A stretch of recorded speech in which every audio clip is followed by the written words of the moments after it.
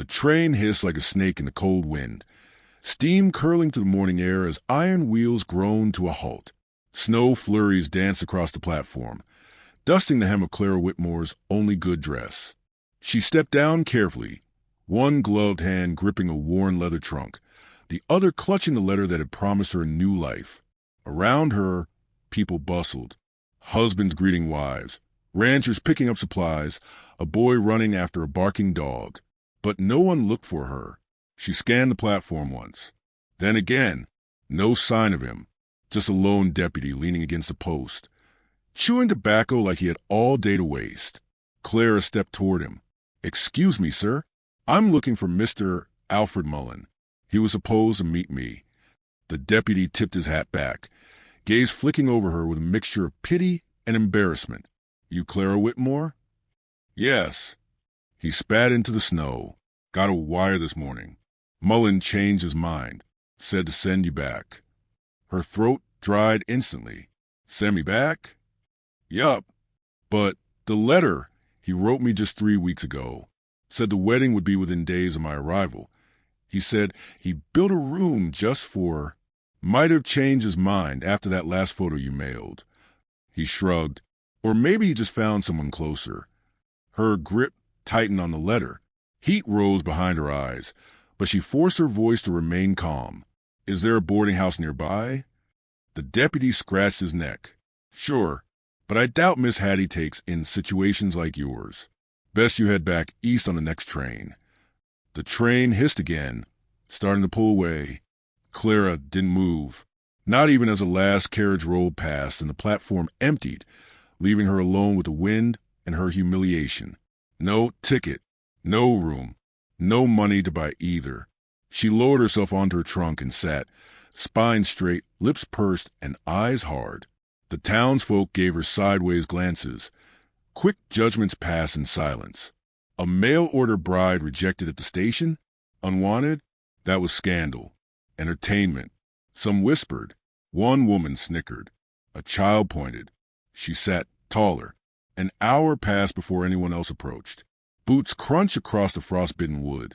A shadow loomed. Clara looked up, squinting into the sun behind him. The sheriff. He was tall, quiet-looking, not old but worn, his face carved with years of silence and sorrow. A brown duster hung heavy from his shoulders, and a silver star winked on his chest. "You Clara?" he asked. "Yes." He looked down at the trunk, then at her thin coat. "No place to go?" "I suppose not." He nodded once, then motioned. "Come with me." She hesitated. "Why?" "I've got a dry place behind the jailhouse. Old bunk cabin from the days when we had more deputies than sense. You can sleep there until you figure something out. Why would you help me?" Her voice was flat, not accusing, just tired. He tilted his head. "Because you're breathing, and it's 32 degrees. That's reason enough." Clara stood slowly, her pride bruised but intact. She followed him down the wooden walkways as the town watched. Some with disgust, some with intrigue, none with kindness. The sheriff's name was Eli Cutter. She learned that in silence, by reading the worn nameplate on his office door. He didn't talk much, just unlocked the small shack behind the jail, lit a lamp, and showed her where the firewood was stacked. "There's a wash basin," he said. "Water's cold unless you boil it. Outhouse is 30 yards west. You can see it from the porch. There's a cot inside. Lock the door at night."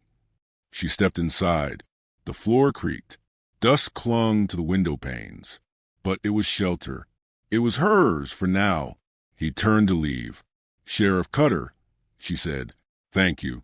He paused, then tipped his hat and left. That night.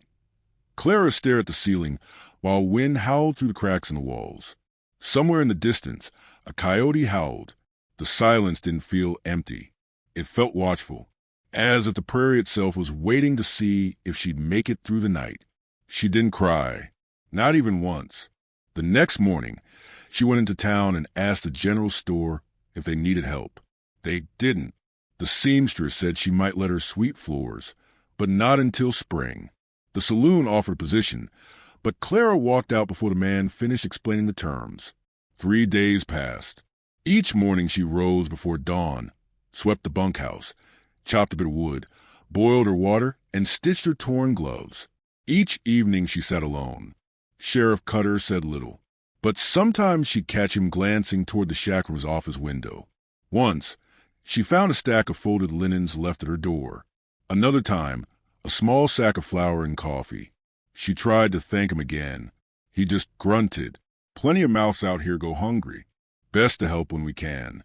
Clara noticed the picture the first time she was allowed into the main house. His home behind the jail. A faded photograph sat above the hearth. A woman and child, both smiling. He caught her looking. They died, he said, 2 winters back. She didn't ask how. That night, she sat alone in her bunkhouse again, staring at the letter from Alfred Mullen. She read it twice, then slowly fed it to the fire, piece by piece, until only ashes remained. The town remained cruel, but now when they looked at her, she looked right back. On the 5th morning, as she stepped out into the snow, she saw footprints circling the bunkhouse. Boot tracks. Deep, fresh. They weren't from the sheriff. His boots had a distinct wear pattern. She'd learned that from watching. These were heavier. Different tread. Wide spacing. Someone had been watching. She felt it like a weight in her chest, cold and sudden. She didn't mention it to the sheriff. Not yet, but she kept the old revolver he left hanging in the shack within reach from that night onward, because she hadn't come all this way to die quietly. And Clara Whitmore was done waiting for someone to save her. Snow fell in slow, heavy drifts that week, thick enough to silence footsteps, thick enough to drown out the sound of the past if you let it. Clara didn't. She listened to every creak in the cabin walls, every gust of the eaves, every branch snapping outside in the wind. She kept the sheriff's old revolver under her pillow and rose early with frost in her breath. Sheriff Eli Cutter didn't speak much in the mornings. He'd nod to her as he passed the cabin, his duster already dusted white with snow, boots crunching on packed earth. He didn't ask if she slept well, and she didn't offer. Their routine became wordless. She stacked chopped wood by his back porch. He left small tins of food on her doorstep, a quiet rhythm, a mutual truce. But the ghost between them had weight. She saw it in the way his eyes lingered on the photograph by the fire. The frame was cracked, but the image inside was untouched, his wife with dark, laughing eyes and a baby on her lap, wrapped in a quilt. Clara had once tried to mention them. Once. He'd looked at her then with a stillness, so sharp it made her words turn to ash in her throat. He never spoke of their names. Not once. But she began to see how their absence shaped him. The house was spotless, too clean for a man who didn't speak. No clutter, no mess, no warmth. Just a table set for one, and a silence that wasn't peaceful. It was penitence. One night, she returned from town to find the bunkhouse door ajar. Her pulse quickened. She gripped the revolver tucked beneath her coat, heart hammering, every step slow and deliberate. Inside, nothing looked disturbed, nothing missing. But a boot print marked the wooden floor. Not hers, not Cutter's. She closed the door and bolted it. That night, she kept the revolver in hand, finger resting near the trigger. The next morning, she told Cutter. He listened, face unreadable, then examined the print with quiet calculation. Too clean for a drifter, he muttered. Could be someone local. You think someone's watching me? He looked at her then, long and quiet. You're new, alone. This town's got vultures with teeth. Then why help me? Her voice was sharper than she meant it. No one else would. He hesitated, then spoke as if pulling the words from a deep well. Because I didn't once, when it mattered, and I've been trying to answer for that ever since. That was all he said. But that night, he sat on the cabin steps until the moon rose high and the cold bit deep. A rifle rested across his knees. She didn't invite him in, and he didn't ask. But for the first time, she didn't feel alone inside. Clara spent more time in town after that. She needed work, and she needed purpose. The seamstress relented, letting her help mend curtains and stitch torn hems. It wasn't much, but it was dignity. Some of the townsfolk softened toward her. Some didn't. One man, A rancher with tobacco-stained teeth spat near her feet as she passed. "Can't even keep a man who paid for her," he muttered to his friend. Clara kept walking. But the worst came that Friday. As she returned from the seamstress's shop, she felt it again, that chill that had nothing to do with weather. She stopped short. Footsteps, not behind her, beside her, matching her pace from the alley to the left. She turned quickly. Nothing. No movement, no shadow. Just snow falling softly on muddy wood and brick. But her skin prickled. She wasn't imagining it. She ran the rest of the way. Cutter found her pacing the cabin, eyes wild, revolver already drawn. "They're watching again," she said. "Not just Prince. I felt them this time." He didn't question her. Instead, he handed her a fresh box of bullets. "You know how to shoot?" "Enough," she said. "We'll make sure of that." The next day, he took her beyond the edge of town, where trees thinned into snow-draped hills. He set up cans on fence posts, handed her his old coat, and watched as she aimed with trembling fingers. Her first shot missed, so did the second, but the third struck true. She didn't smile. Neither did he. "It's not about killing," he said. "It's about knowing you can." She nodded, breath mist in the air. "Do you think they'll come again?" He looked toward the woods. "Not if they know you're ready." That night, Cutter let her sit by his hearth. He poured 2 cups of black coffee, strong, bitter. She drank it without flinching. There was no fire between them, no warmth of romance. But there was a different kind of bond forming, faint, forged through firelight and shared silence. They were 2 people who'd been carved hollow by life, but not yet buried. She looked at the photograph again. He caught her. This time he didn't look away. "She was called Anna," he said finally. "Our boy was Thomas. Just shy of 2 when the fever came. I buried them both same week." Clara swallowed. "I'm sorry. I should have left this place after that," he said. "But I stayed. Like the ghosts keep me tethered." She nodded. "Maybe you stayed because you weren't done protecting someone." Cutter didn't reply. Outside, the wind howled like a warning. But inside the cabin, the silence felt different. A peace, uneasy but real. He left her at the door with a single word: careful. She locked it after him. Later that night, she woke to a sound. Not footsteps, not wind, a breath, right outside the window. She didn't move, didn't blink, just reached for the revolver, and waited. The scream came from the general store. Clara dropped a bolt of cloth she was folding. Her hands instinctively go to her waist. The revolver Cutter had let her keep was holstered under her coat. Her breath caught as she darted to the window.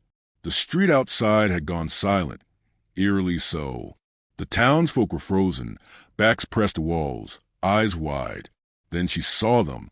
3 men, ragged and mean-looking, swaggering down the boardwalk.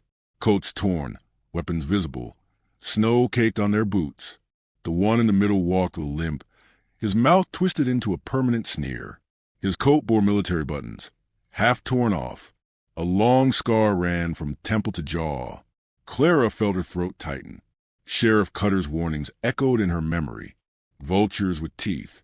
The man with the scar shoved the store owner through the swinging doors and stepped into the street, eyes sweeping the town like it belonged to him. Someone whispered his name. Harlan Finch. The name struck her like ice water. She knew it from the war journals Cutter kept tucked behind old law books.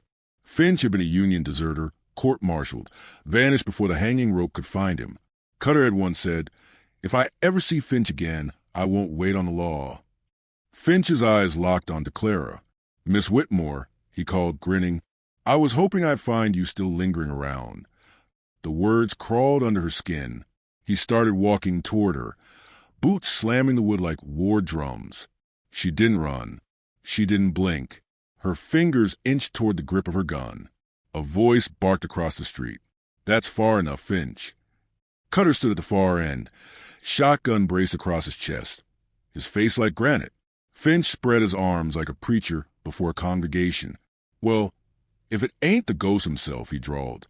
"Eli Cutter. I figured you'd be holed up by now, feeding chickens and ghosts." Cutter stepped closer. Town doesn't want her kind, Harlan. Town don't get vote, Finch growled. And neither do you. Not anymore. His hand twitched. Clara saw it a split second before it happened. Gunfire. The blast of Cutter's shotgun echoed like thunder. One of Finch's men dropped, face first into snow, blood painting the white red. The other drew fast. Clara moved faster. She ducked behind the porch post, yanked out her revolver, and fired once. The man jerked, staggered, and collapsed in a heap. Her hands trembled. She tasted iron in her mouth. Finch didn't flinch. Instead, he turned his gun on Cutter and fired. The sheriff stumbled back, his leg giving beneath him. Blood soaked through his pants. He fell hard, teeth clenched. "Eli!" Clara screamed, running toward him. Finch aimed again.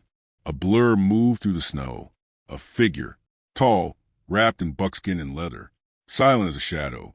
The man lunged from the alley, a blade flashing once in the sunlight, then blood. Finch roared in pain as the blade slashed his shoulder. He turned and fired wildly. The stranger vanished into the snow like a ghost.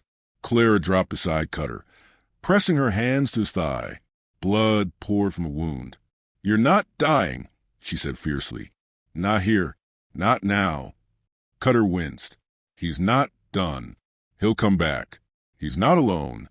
She nodded, already thinking, already planning.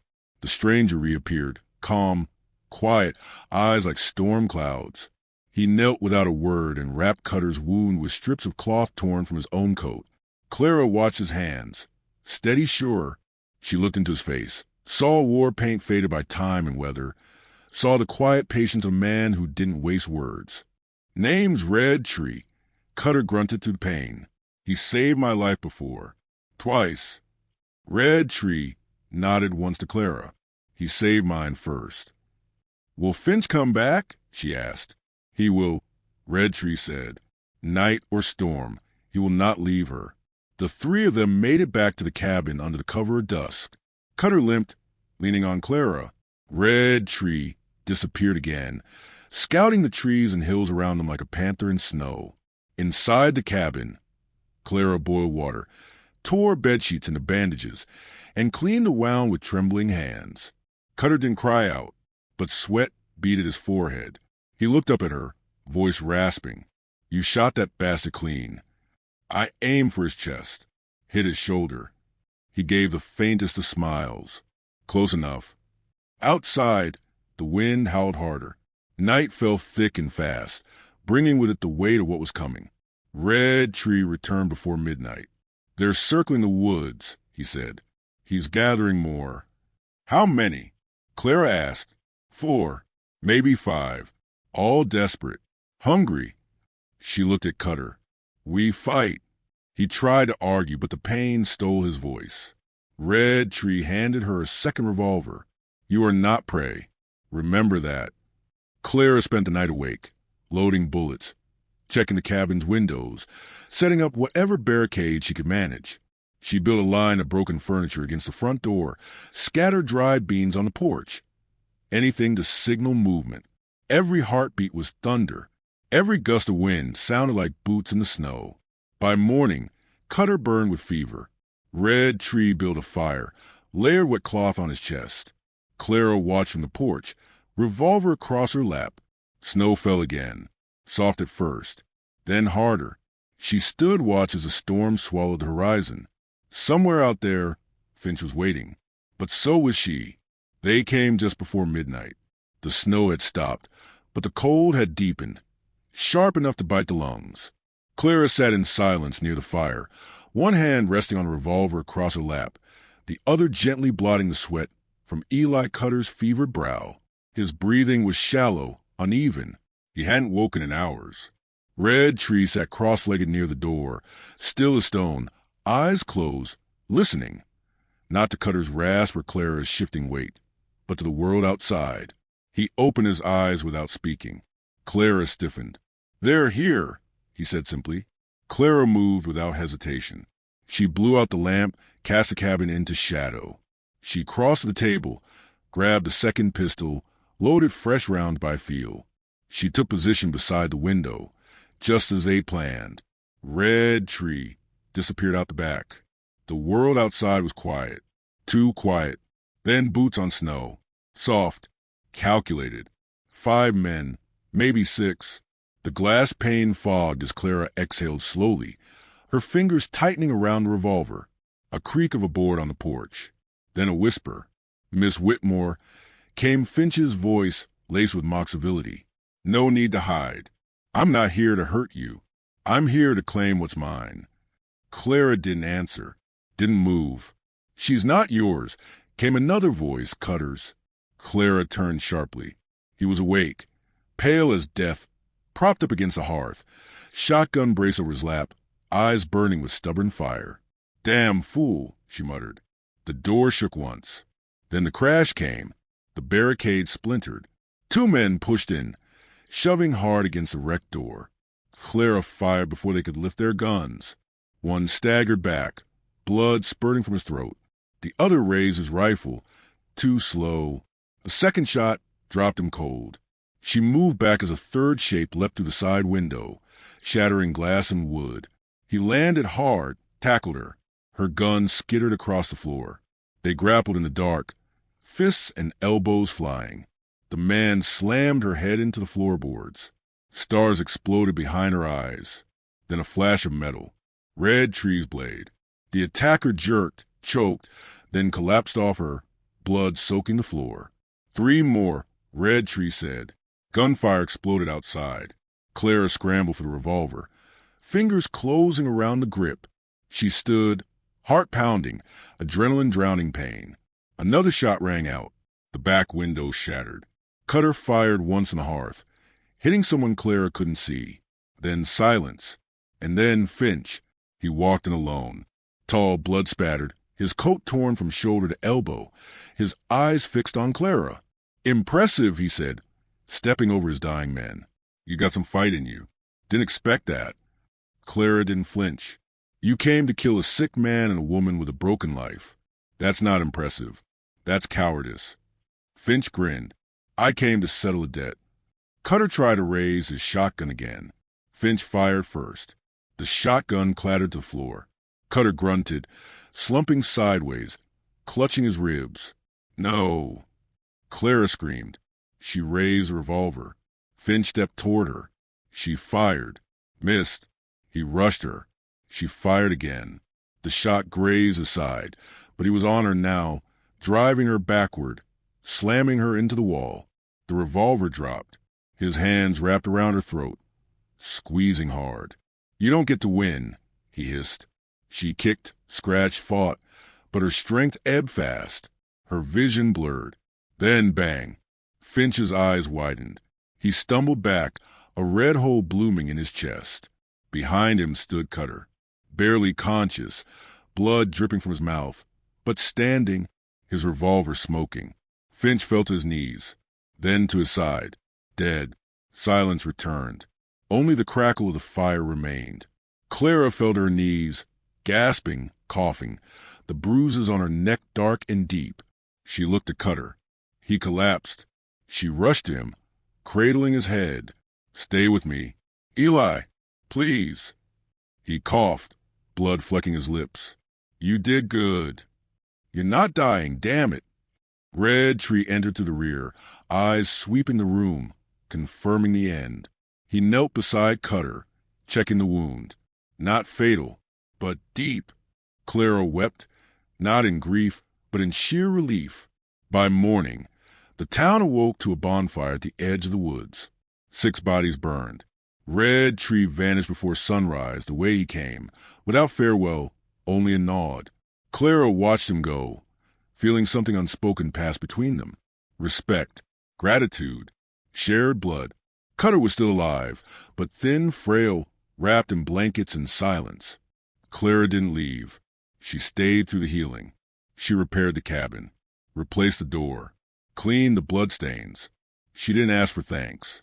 She didn't need them. Spring came slow. Cutter walked again, limping but steady. One morning, Clara stood on the porch, staring out at the pale green fields and thawing earth. "You staying?" he asked. She looked over her shoulder. Unless you're ready to send me back. He shook his head. No, not anymore. She turned back to the horizon. Then we build. He stood beside her, watching the land stretch forever. A silence settled between them again, one not of pain or ghosts, but of possibility. They weren't in love. Not yet, but they weren't alone. Clara's voice closed the tale, soft, strong. Some women come west to marry. Others come to escape. But some of us come here to become something else entirely. The wind carried her words far across the plains, and the frontier listened.